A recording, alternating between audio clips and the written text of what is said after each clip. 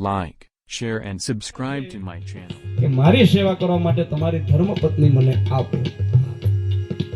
તમે વિચાર કરો, જલારામ બાપાને એ સાધુ વેશે આવેલા પરમાત્માએ આવું કહ્યું ને, એટલે જલારામ બાપા છે ને માં વીરબાઈમાં રોટલા હેકતા હતા ચૂલા પાસે. એટલે ઓટલેથી ઉઠી અને એ રહોડામાં આવ્યા અને પૂછ્યું માને, હા કે જે સાધુ મહાત્મા આવ્યો છે અને એ એમ કે છે કે સેવા માટે તમારી ધર્મપત્ની આપો, તો તમને કોઈ વાંધો ન હોય તો. આટલું કીધું એટલે જ વીરબાઈમાં જલારામ બાપાને ખીજવાના, એના પર ખીજવાયા. કેમ ખીજવાયા? एक घड़ी आधी में पुनियाद तुलसी संगत साधो की कटे कोटी कोटी अपराध. के તમે ઓટલાથી રહોડામાં સુધી આવ્યાનો જે સમય બગાડ્યો છે ને એના માટે તમારે ત્યાંનું ત્યાં હા કરી દેવાની હતી સાહેબ. હું જવા માટે તૈયાર છું સાહેબ. હા. ઓ જલા તારે,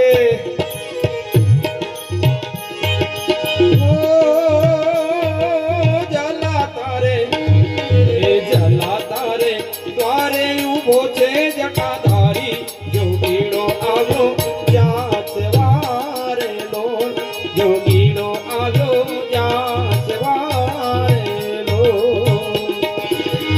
એ જલા તારે, એ જલા તારે, એ જલા તારે દ્વારે ઉભો છે જટાધારી જોગીડો આવ્યો જાસવારે.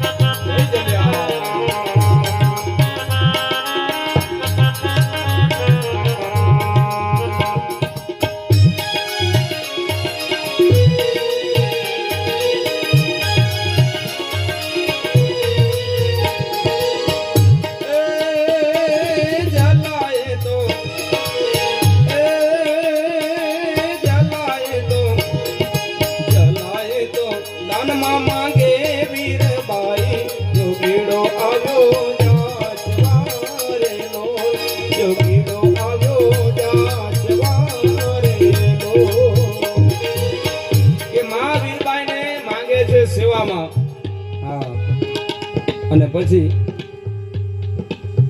જલારામ બાપાએ શું કર્યું તો આપણને ખબર છે સાહેબ, કે વીરબાઈ માને સેવામાં આપી દીધી. પણ એ ક્યાં સુધી વીરબાઈના એ વીરપુરના પાદર સુધી ન જઈ શક્યો.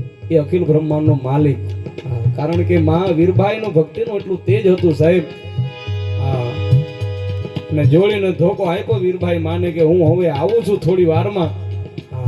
એ ગયો તો ગયો, પાછો આવ્યો આજ સુધી નથી સાહેબ. પણ આનું પ્રમાણ શું છે તો જોડીને ધોકો આજે પણ ત્યાં વીરપુરના થઈ આપણે દર્શનમાં મને તમને મળે છે સાહેબ.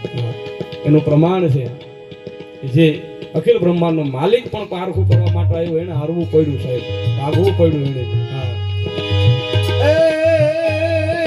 જલાતે તો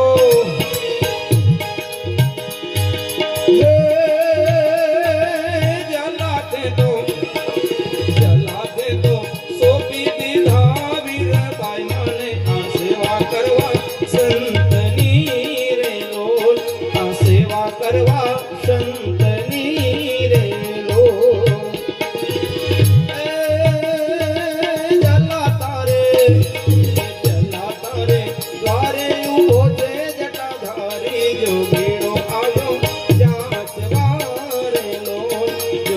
આવ્યો